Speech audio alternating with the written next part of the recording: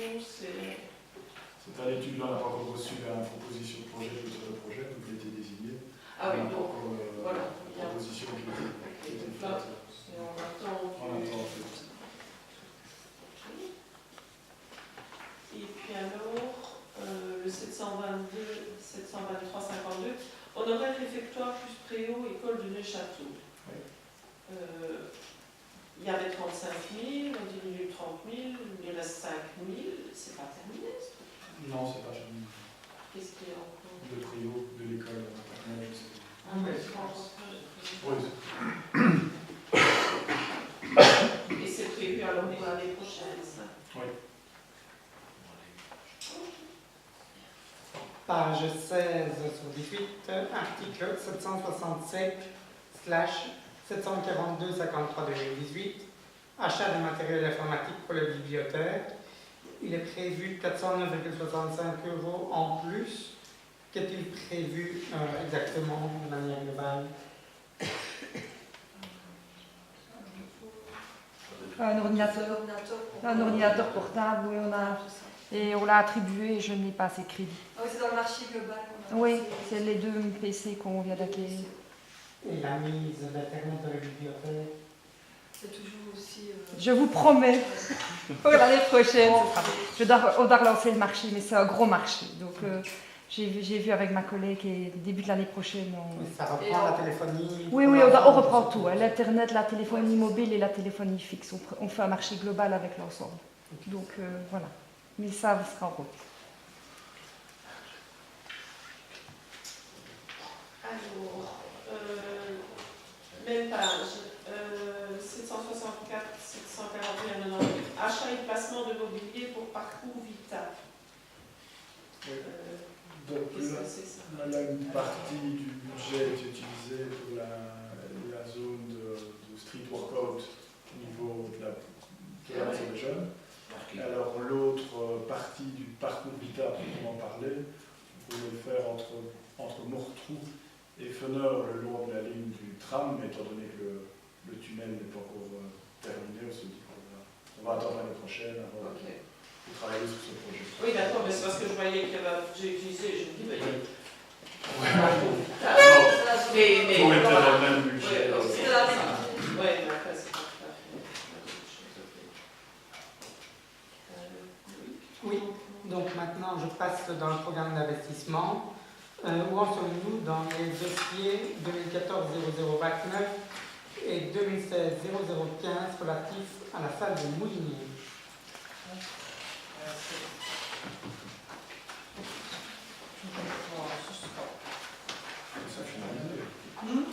Les dossiers sont finalisés, ce qu'on attend, c'est au niveau de l'ancrage pour le logement.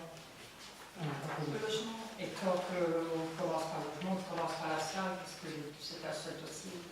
Donc tant qu'on n'a pas la réponse pour le développement de l'ancrage, et on attendait aussi la tutelle qui est arrivée fin de la semaine passée, je pense, au niveau du dossier adjudication. C'est OK.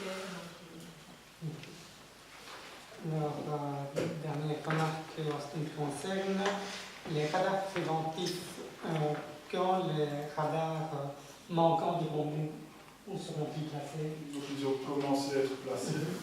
Donc là, le service de signalisation, enfin le service des travaux commence au fur et à mesure à les placer. Donc voilà, c'est en cours. Ok. Les bottines sont assez hauts. Oui. Ils ne sont pas de lumineux à journée.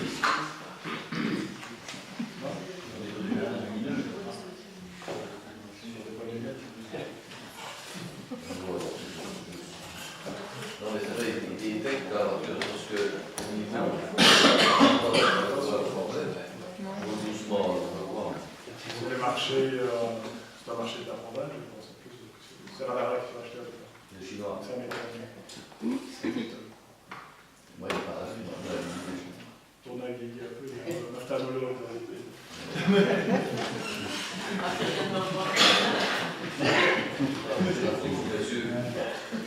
On va te retirer ton permis, je sais pas.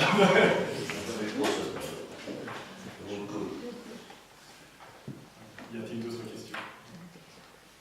Je propose alors qu'on vote Le point. Oui. Oui. Oui. Oui. Oui. Oui. Oui. Attention. Abstention. Oui. Point 9, marché public de travaux pose de barrières pour séparer la zone de partage et la zone piétonne afin de sécuriser les usagers faibles et d'éliminer leur arrêt rue Joseph de Thiers. Prise d'acte par le Conseil du supplément de 6 000 € TVA dû au problème de sol rencontré pour renforcer les pieux. Donc, ce coût correspond à 1 500 € par jour de travail supplémentaire pour 3 hommes, plus déplacement, plus supplément béton. Merci Grégory. Merci Alexandre. Merci, voilà, le service de la recette doit commencer Merci. Jean, veux-tu commenter? Ouais, quand nous avons commencé à tarauder les trous pour continuer de piquer, et on est tombé sous des barrasses, on venait faire un trou, je vais mettre le 15, ouais, il faisait 30, le surcoût de stabiliser pour les placer, et un allongement dans le temps aussi. Ce qui fait qu'il avait côté 5 jours de plus, je crois, et il en a mis 4. Donc, c'est pas un maximum 4 dans le cahier des charges. Ou 4, et il en a mis 3. Y a-t-il des questions? Une remarque, je trouve que c'est une grosse somme. Il faut compter, d'après le courrier de chef de travaux, parce que non. Les ouvriers ont détecté une poche de 50 mètres à peu près où il y avait des pavés de rue. Et donc les 40 mm ont été faits facilement, puis il y avait les 50 mètres à problème, et puis tout le reste c'était très normal. Hein? C'était par là, c'était des pieds pour tenir Oui, les mains. oui. Mais il faut compter 50 mètres de difficulté, à 2 mètres de chaque piquet, ça fait 26 piquets. Donc 7260 divisé par 26, ça fait 279 € 23 cents pour planter un piquet. Il y avait une autre solution, hein. C'était 10 cm en dessous de l'arclage. Et les piquets sont enfoncés de 40 ou 50 cm. 60 à 70 cm. Ah, J'ai mal calculé, j'ai fait la preuve. on va tenir. Mais 60 à 70 cm. et les pavés ils viennent d'où? C'est pas détruit.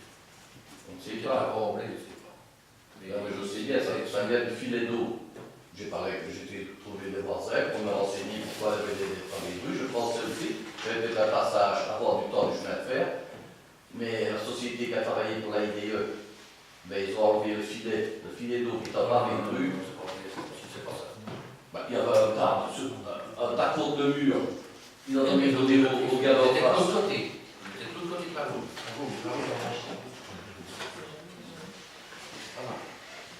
À gauche en montant. Près du petit bois. Côté stocké là. Mon voisin m'a dit que c'était stocké contre le mur. Donc le fameux 50 mètres. Et lui, il en a mis une pavé de rue. Il n'avait pas de rocher dessus. Je suis habitué. Ah ben oui, il m'a dit. Et ils ont reniflé, ils ont bien sûr enterré des choses. On aurait fait une rue, il fallait un petit rappel et faire des 50 mètres, ça ne coûtait pas besoin pour la mise en œuvre. En euros, c'est tout. Non, mais 279 € pour planter un piquet, c'est pas gros. Non, mais c'est pas ça. C'est quoi, c'est pas ça? C'est le fait que, en faisant le trou en taraudant, eh bien, il est tombé sur il y a des barrages, c'est sûr que c'est des barrages. Voilà, un tarot, c'est sortir des ballasts. Il l'a usé beaucoup plus. Il est dans les pieds au lieu de la terre, ça c'est une chose. Il n'avance pas si vite. Au lieu de faire un petit trou, il en faisait un gros, il faisait une bonnette, on va dire. Mais sur le cahier des charges, c'est marqué par battage, que je passe dans les piquets. On a insisté pour qu'on le mette dans le cahier des charges par battage. Donc, ne même pas essayer de battre l'autre. Je ne pas sûr.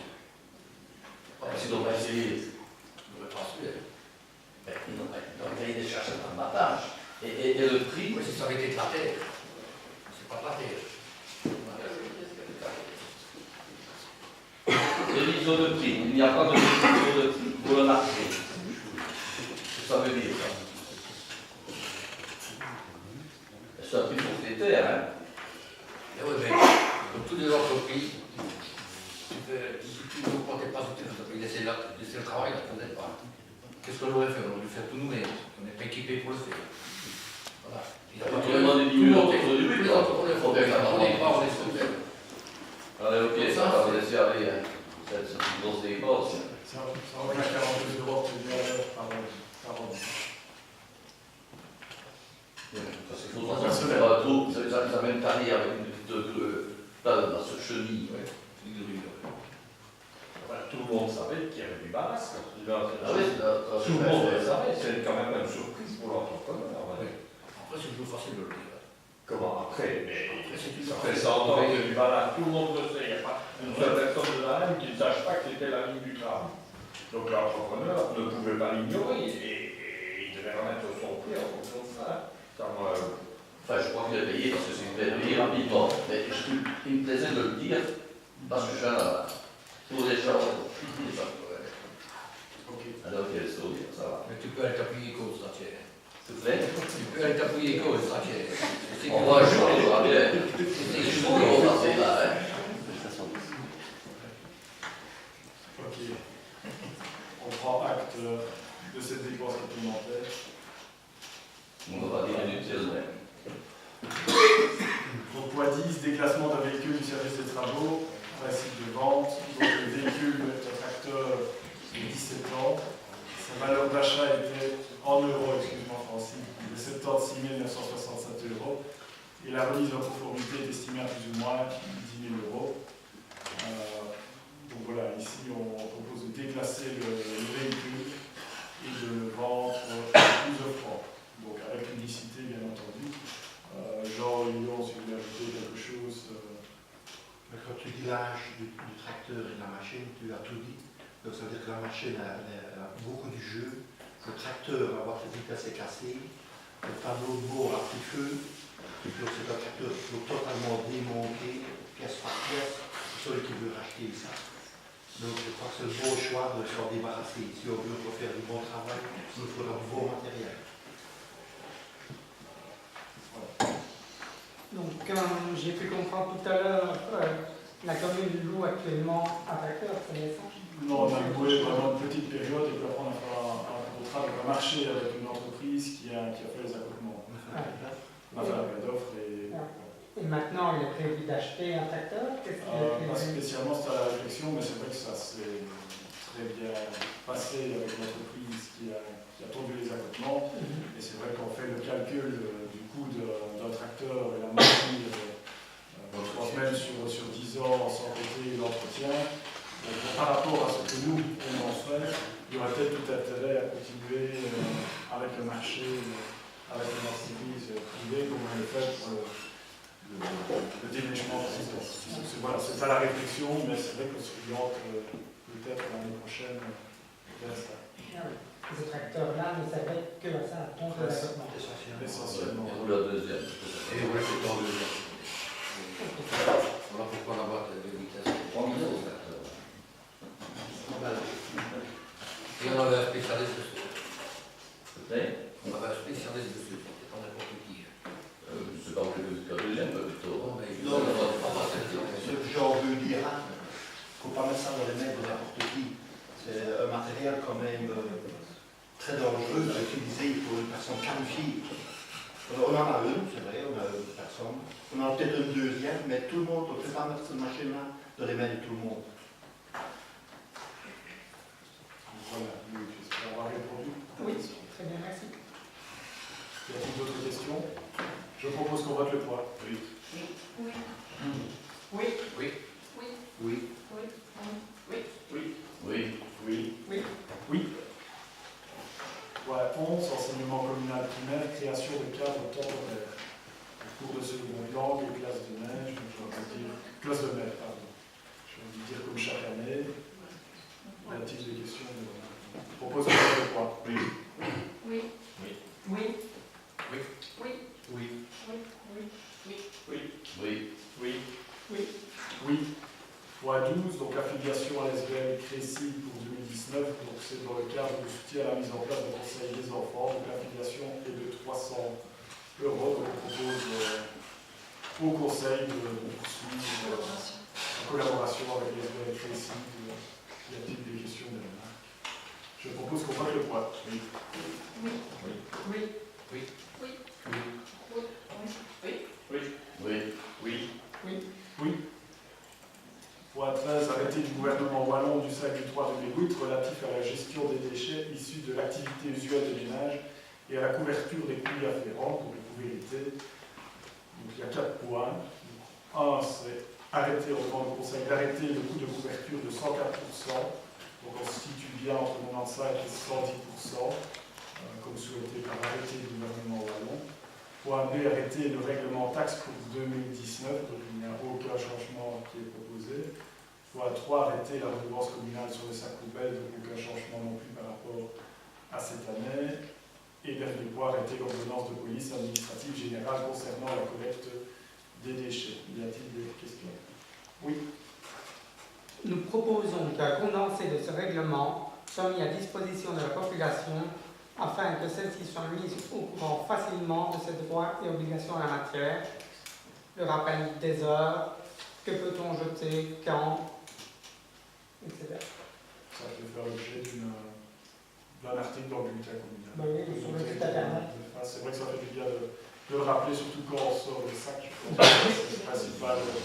Peut-être le coup, les gens le voient, facture, mais surtout peut-être le règlement, quand on est déposé, le mettre dedans, peut-être rappeler aussi.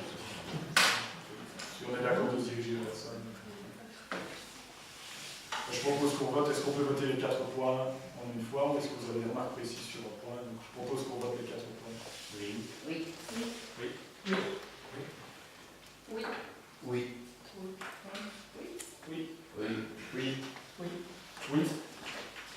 Point 14, taxe communale additionnelle à l'UPP au précompte immobilier. Donc, là, on propose de ne rien changer par rapport à cette année aussi. Donc, à l'UPP, 7% et demi additionnel et 2600 centimes additionnels communaux au précompte immobilier. Y a-t-il des remarques ou des questions? Je propose qu'on vote l'UPP dans un premier temps. Oui. Oui. Oui. Oui. Oui. Oui. Abstention. Abstention. Abstention. Oui. Alors, le précompte immobilier, les additionnels au précompte immobilier, José? Oui. Oui. Oui. Oui. Oui. Oui. Oui. Oui. Abstention. Abstention. Oui.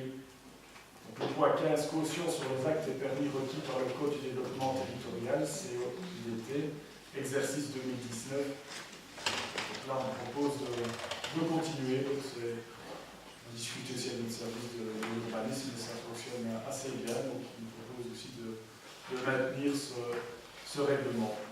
Y a-t-il des remarques? Je propose qu'on vote le point. Oui. Oui. Oui. Oui. Oui. Oui. Oui. Oui. Oui. Oui. Oui. Point 16, voirie communale, déplacement d'un tronçon de sentier, niveau 34, rue Albert de Pierre. Y a-t-il des remarques ou des questions? Je propose qu'on vote le point. Oui. Oui. Oui. Oui. Oui. Oui. Oui. Oui. Oui. Oui. Oui. Point 17, octroi d'une indemnité en faveur des commerces de détail et des établissements Eureka de la commune de Gaël en cas de travaux publics. Donc ici, on a travaillé avec l'administration sur un règlement pour soutenir les commerçants dans le cadre de travaux. Là, je pense qu'on a innové en allant plus loin que ce qui existe déjà dans les autres communes sur plusieurs points. C'est-à-dire que les travaux réalisés sur une voirie, les travaux peuvent être réalisés sur une voirie communale ou régionale, que la commune soit maître d'ouvrage ou non.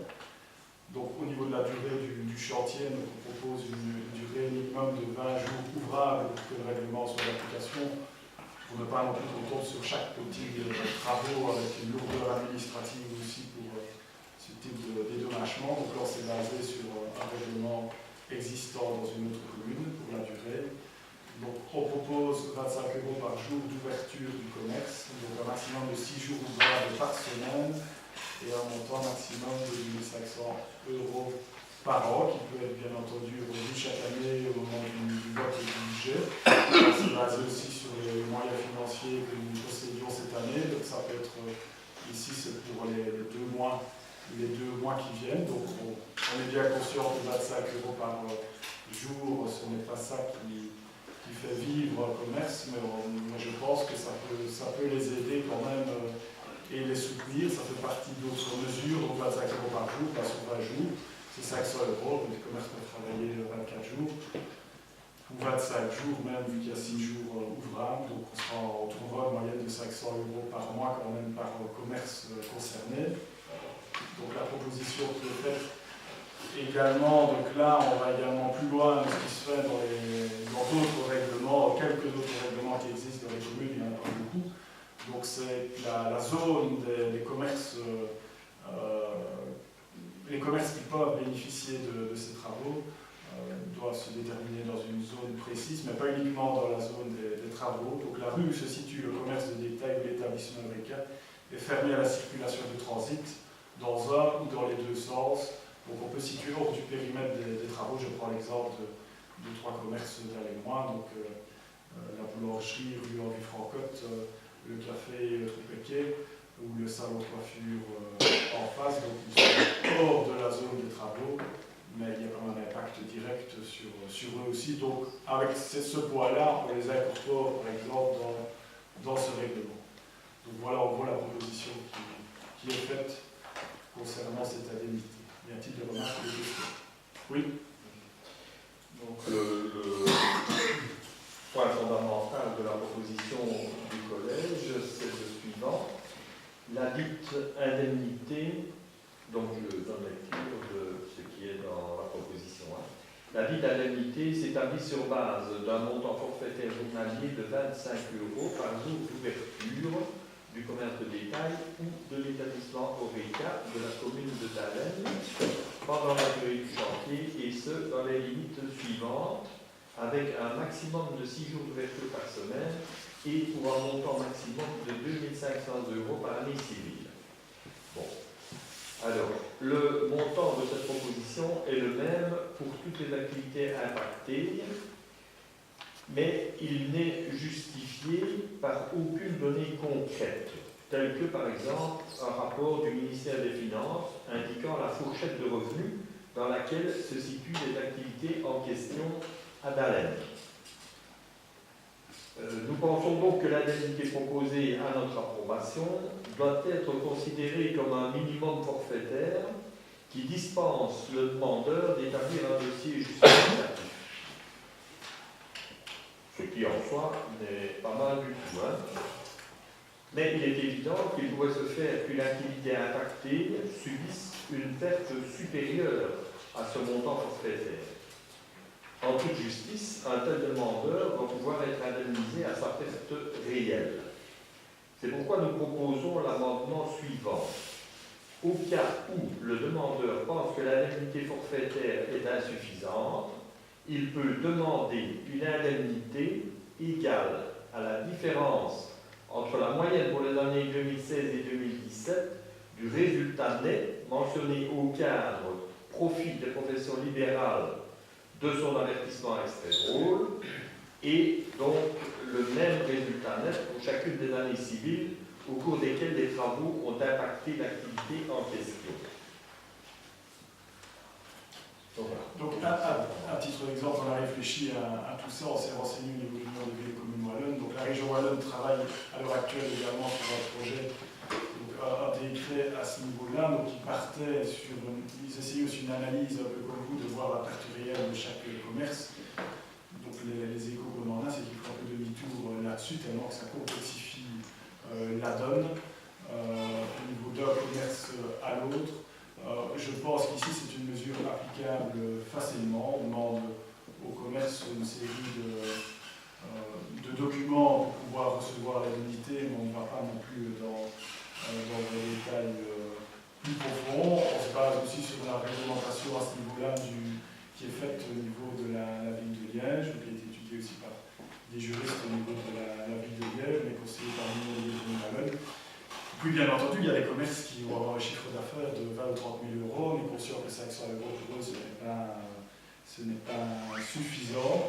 Maintenant, le budget communal n'est pas tel non plus de pouvoir compenser la totalité de la perte de chaque commerce.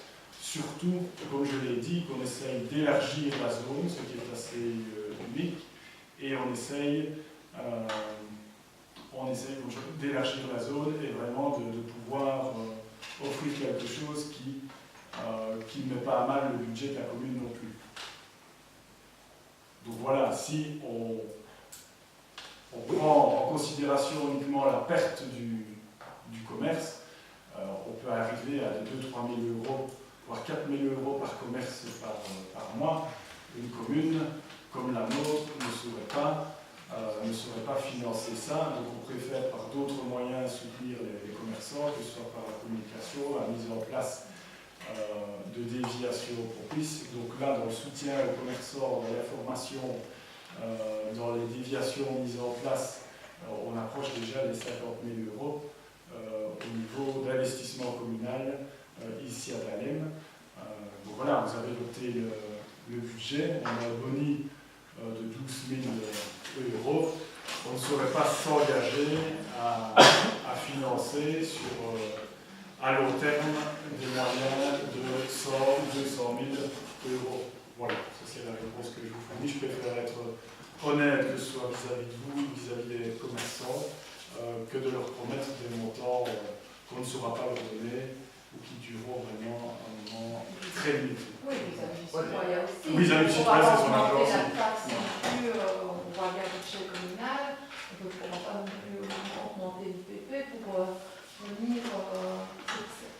Je vis dans Dahlem, donc c'est vrai que la commune a mis tout ce qu'il fallait, je trouve, en œuvre pour essayer de trouver des parkings à proximité, etc. C'est super malheureux ce qui se passe pour les commerçants, mais c'est vraiment une aide, je pense, ici. Oui, attendez, quel est le principe fondamental de ça? Qu'est-ce que c'est? Il y a des travaux d'évacuation des eaux usées, et donc c'est typiquement des travaux qui sont faits pour l'intérêt général des habitants de la commune. Que maintenant, quand l'IDE intervienne ou le maire ou des choses comme ça n'a rien à voir. La justification des travaux, c'est l'intérêt général de la commune. On est bien d'accord, les eaux usées, tout ça, c'est l'intérêt général. Bon. Et bon, c'est vieux comme le monde que l'intérêt général, il se trouve en opposition de l'intérêt particulier. Du fait de la réalisation de ces travaux d'intérêt général, il y a des commerçants qui vont subir une diminution de leur chiffre d'affaires. Fondamentalement, c'est ça. Bon. Donc, en d'autres termes, ça veut dire que par la réalisation des travaux, pour la réalisation des travaux, on exproprie en quelque sorte ces gens de leur activité. Eh bien, c'est générique aussi. Lorsqu'un service public exproprie pour cause d'intérêt général un particulier, eh bien, il doit l'indemniser. C'est ça le chose. Hein. Maintenant, je vous dis, le calcul de cette perte, de cette perte que les commerçants vont subir, ça peut être extrêmement compliqué. Donc c'est pour moi extrêmement bien d'avoir prévu une formule forfaitaire. Hein. Ça sera peut-être trop élevé d'ailleurs pour certains, hein, mais ok, ça simplifie beaucoup de choses. Mais maintenant, je dis, fondamentalement, ces gens-là qui vont subir une perte, ils ont droit à être indemnisés du total de leur perte. Hein. Alors maintenant, les mesures qui sont prises, de signalisation, etc., la commune a tout intérêt à les prendre, puisque c'est pour diminuer la perte que c'est, faciliter l'accès des clients, etc. Ça diminue la perte que les commerçants vont prendre, donc ça diminue l'indemnité que la commune devrait leur donner. Hein, ce n'est rien d'autre que ça. Finalement. Donc, la question du budget, et les choses comme ça, la question du budget de la commune, excusez-moi, hein, mais qu'est-ce que le commerçant, vous avez cité des chiffres qui m'étonnent moi-même, qui a un chiffre d'affaires aussi élevé et que la personne se ramasse 50% de chiffre d'affaires en moins, vous allez le fiche en faillite. Ça, c'est quand même une injustice. La commune seule qui doit supporter tout ça, c'est la région. Si, parce que c'est pour l'intérêt des habitants. Tous les travaux, je suis désolé, quel que soit celui qui réalise les travaux, le maître, etc., l'objectif des travaux, c'est les eaux usées dans les moires. Hein. Il n'y a pas des eaux usées de la ville de Namur ou que c'est les eaux usées de la commune qui qu'on fait les travaux. Donc c'est l'intérêt de la commune. Voilà. C'est l'intérêt de la commune, mais je pense que Huguette l'a souligné, il y a d'autres niveaux de pouvoir, c'est d'ailleurs une route régionale qui dessert pas uniquement d'Alem, mais qui sert justement de route de transit d'un point de vue régional, donc il y a un impact régional. Les indemnités sur les commerces étaient fédérales à la base, au niveau de la séparation de ces compétences-là, au niveau des deux régions. Donc la région wallonne n'a pas repris ces compétences-là. Maintenant, elle travaille pour sortir un projet. Donc là, ce qu'on fait au niveau communal, sur des routes qui ne nous appartiennent pas, c'est quelque chose en plus. C'est vraiment quelque chose qu'on offre en plus pour essayer d'aider avec nos moyens communaux. Donc après, c'est une question de moyens financiers. La réflexion de la route, ce n'est qu'une conséquence finalement de la pose des canalisations pour les eaux usées. Hein. Non, elle méritait d'être faite, même. Vous avez vu l'état de la route, elle mérite d'être faite. Voilà, mais sans canalisation, la route devait être faite. Très longtemps. Sans canalisation, elle devait être faite. S'il n'y avait pas les canalisations, elle aurait pu être faite de manière à ne pas barrer la circulation. Entre les moitiés, puis l'autre, puis c'était fini. Donc c'est la question de l'analyse, monsieur. Vous le savez bien. C'est pas la commune qui peut dire on ne peut pas, on fait la vie autrement. Je dis, s'il n'y avait pas fallu poser les canalisations en profondeur, s'il n'y avait eu que la route à réparer, ça se posait tout différemment pour les interdictions de circulation. C'était tout différent. Il faut revivre comme avant. Loué ici, dans le jardin, ta maman qui te l'avait dans une bassine. C'est la vie moderne qu'on a. Moi-même, tu l'avais dans une bassine. Mais je ne vois pas la... Je pense que voilà, la discussion a eu lieu. Vous voulez peut-être proposer votre amendement. Je propose. On vote sur l'amendement de M. Claus. Non. Qui n'est pas chiffré. Non.